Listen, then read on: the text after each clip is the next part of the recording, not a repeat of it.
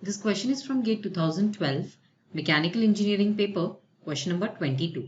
A cantilever beam of length L is subjected to a moment M at the free end. The moment of inertia of the beam cross section about the neutral axis is I and the Young's modulus is E. The magnitude of maximum deflection is. Let's find out the magnitude of maximum deflection for a cantilever beam subjected to moment M at the free end. We'll start with drawing the diagram. So this cantilever beam is of length L and it is subjected to a moment M at the free end. Let's consider a section at x distance from the free end. So this much is x and x equal to 0 is the free end, while this will be x equal to L. The governing equation for this cantilever beam will be moment is equal to E into I, that is Young's modulus into second moment of area I, d2y by dx square. This is the curvature. Now we can integrate this equation in order to get slope and deflection one by one. Now before that, we know that the section at distance x, because the moment at free end is m, and as we travel towards the fixed end, there is no other load in between. So at any section on this cantilever beam, the moment will be m itself. And that is why we can take this value m subscript x to be m.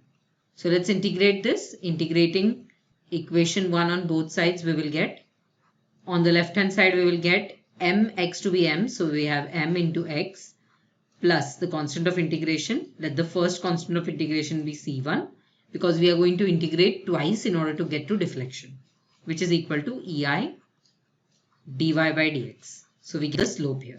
Now, as we have the slope here, we'll look for boundary condition mentioning slope. At x equal to 0, that is fixed end, slope will be 0. So we have dy by dx will be equal to 0. And along with this, the deflection will also be equal to 0. So we can write y is equal to 0.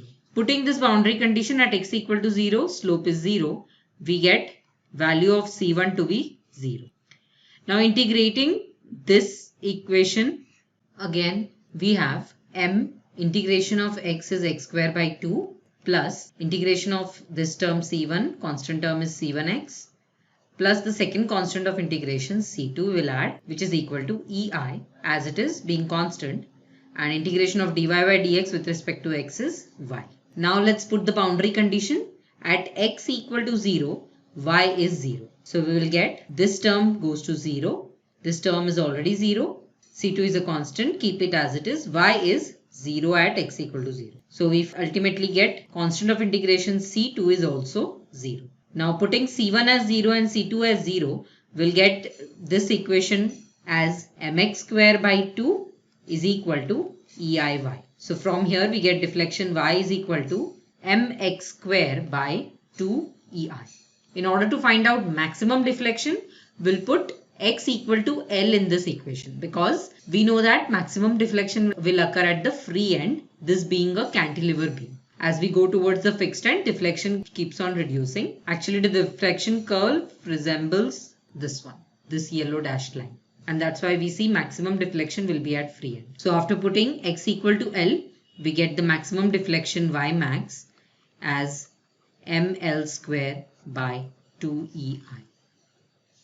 Let's go back and mark the correct option. So our answer is in option A. Magnitude of maximum deflection is ml square by 2ei. To learn more about deflection of beams, you can refer to the NPTEL video lecture 31, deflection of beams 2.